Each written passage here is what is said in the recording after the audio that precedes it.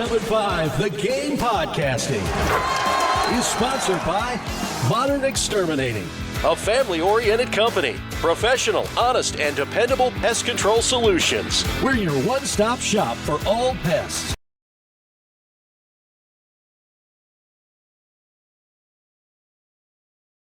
When South Carolina wins in baseball, I was thinking about this last night and then driving in again today. It's not fun right now because I think wherever everybody's at. You ran the poll. Are you excited? It's relief. Does that make sense? Yep. Like when South Carolina wins a game, and that's not a fun spot to be in. Like it's almost like a relief. Yeah, because again, the historical expectations of this program are so high. And look, you won the series this weekend against Northern Kentucky.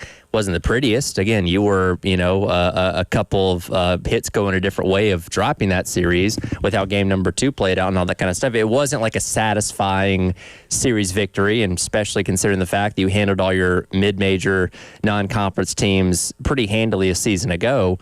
I won't say a lot was riding on last night, but it had to look a certain way to feel good about the win. If you go out there and it's a, 3-2 win again, or you have to hit another walk-off in the bottom of the ninth, yeah, you won. Yeah, you're 3-1, but it's not something that people can feel good about coming away from it. And I thought last night, again, you got off to a bit of a rough start there with Coley giving up the home run on the second pitch, and then Scobie's throws being late, which put a couple guys on base. So you're a little bit worried there early on, but everybody settled in, and you go on to have a pretty convincing win. It's a win that you can feel good about the day after because of the way that it looked. And that's the thing.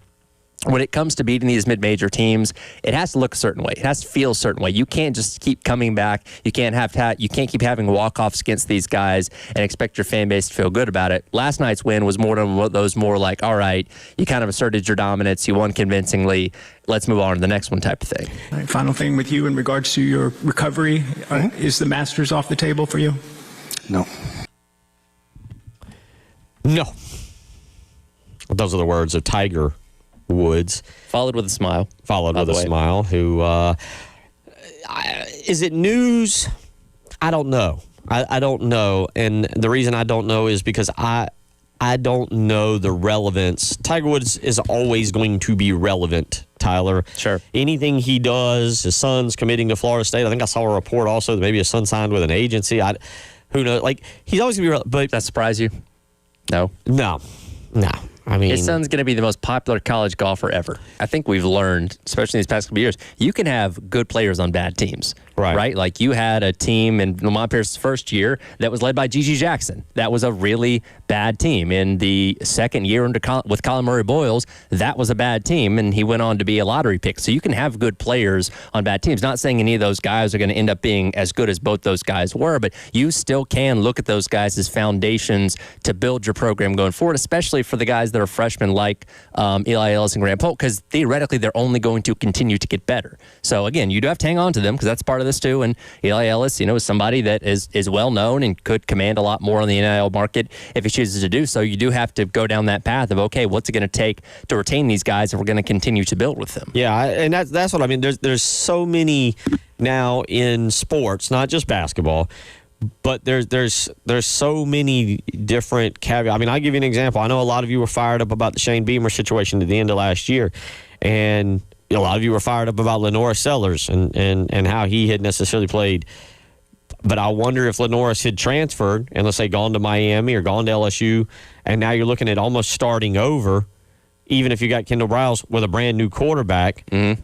How do people feel? Well, you got Lenoris back, and we talked yesterday, Heisman odds. He's at least on the list. That's a start. And it's kind of the same thing. Like, if you're going to have Lamont Paris and you say, well, here's $12 million, but at the same time, now you got to replace all 12 guys, and I don't know. I truthfully, you mentioned it, the numbers, we don't know. We really don't know. I don't know what the going rate is for a quality point guard. I don't 1.5, 2. I don't know. I got none. I got nothing on that. South Carolina needs big guys. South Carolina needs big guys. I don't know if another team in the country has 2 7-footers who have shot 33s. Mm. It's pretty, actually, a wildly impressive stat. But South Carolina, and I didn't realize, kind of laughing, Jordan Butler and Asandiko have both shot 15 threes apiece. They're 9 of 30 on the year. But you got to get big guys. you really either need Cam Scott to develop into that athletic scoring wing that he was expected to be, or you got to go get one of those. Kobe Knox is a very good sixth man. He really is. I don't know if he's an SEC starter, but he's having to be an SEC starter because you don't have somebody who can beat him out right now. Right. And so there's a lot of things like that you have to pour money into, where $12 million is going to help you and be more competitive. Now, $12 million is not going to buy. You should not. I mean, you can have great coaching and maybe you can come across a few diamonds in the rough as they did with Talon Cooper and B.J. Mack. But $12 million theoretically is not going to buy you an SEC championship.